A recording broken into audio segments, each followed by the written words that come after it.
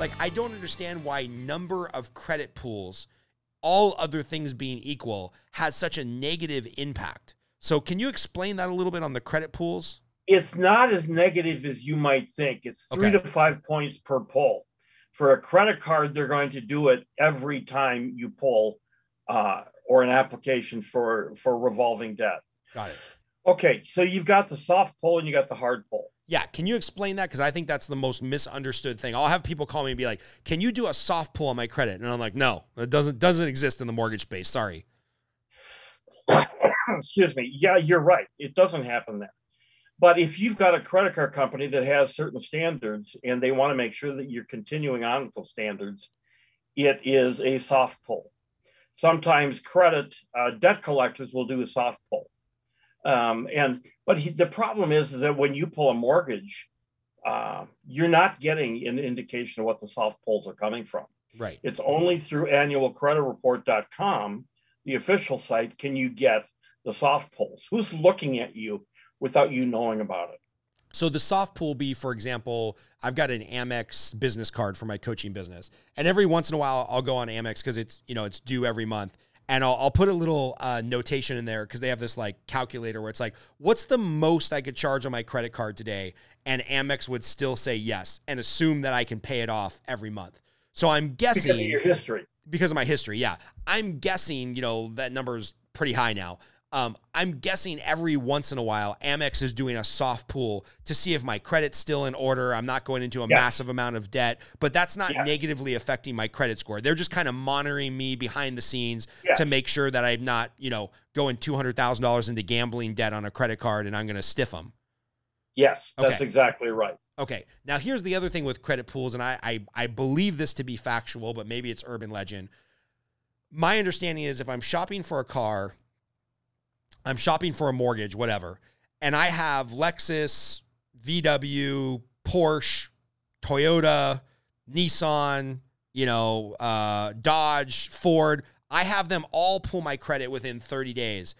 Does the credit bureau realize, oh, this guy's shopping for a car that's all one credit pool? It's not like he's trying to get 7 different car loans. Do the credit bureaus understand that? Yes. Thank God. The algorithm indicates that. I mean, they take that into account. Now, whether it's 30 days, I had heard it was 2 weeks.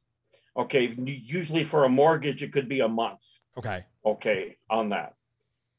The problem happens is when you've got an entrepreneur that's just starting out, what are the easiest things you can get as an entrepreneur is a credit card? And what are they going to check? I had one client, he wanted to set up a smoking lounge. Okay. He had no bad credit. He had scores in the 700s, high 7s. They denied him. You know why? He had gone out to purchase a car. That one car dealer shopped his loan to 15 different places, put 15 different inquiries on that. And even though it doesn't affect your personal credit, it affects your business credit. Because each one of those, you can have no more than 2 for business on the credit side, on the credit report side. And they denied him based on that. That makes sense. That makes a lot of sense because ironically, when I opened up the podcast business, I was like, I should get an On the Edge podcast LLC business credit card. So I went to Chase and I opened my business account and they're like, would you like a credit card? I'm like, yeah, sure. And something must have happened with the algorithm because usually when I apply for a credit card, they'll give me an available limit of $50,000 or $70,000 or something like that. I think my Amex is like absurd. I could go bankrupt using my Amex this month.